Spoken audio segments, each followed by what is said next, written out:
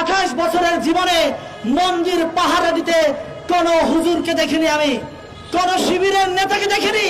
কিন্তু ওই 2024-এ আমি দেখেছি যে আমার মুসলমান ভাইরা বৌদ্ধ মন্দির কিভাবে পাহারা দিয়েছে, হিন্দু মন্দির কিভাবে পাহারা দিয়েছে।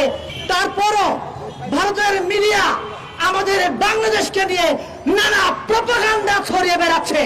বাংলাদেশের দিকে চোখ তুলে তাকাবা, ওই চোখ আমরা উপড়ে ফেলবো।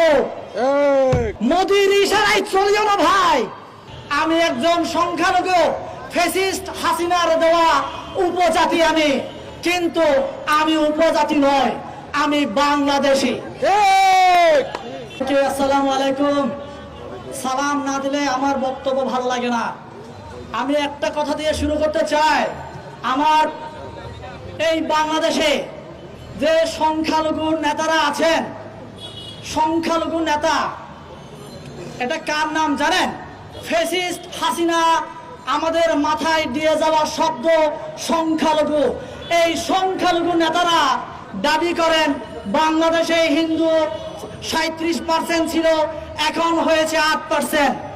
বৌদ্ধ এত পার্সেন্ট ছিল, এত পার্সেন্ট, বা আমার পাহাড়ে এত পার্সেন্ট ছিল, এত পার্সেন্ট কমে গেছে।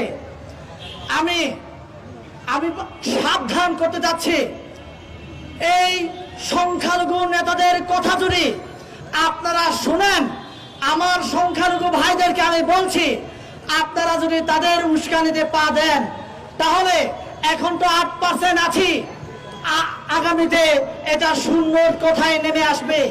শূন্যের কোথায় নামিয়ে আনার জন্য ভারত আমাদেরকে ব্যবহার করছে। হয়তোবা আপনারা অনেকে বলবেন ভারতের এখানে হাত কি, ভারত কিভাবে এখানে কাজ করছে। আপনাদের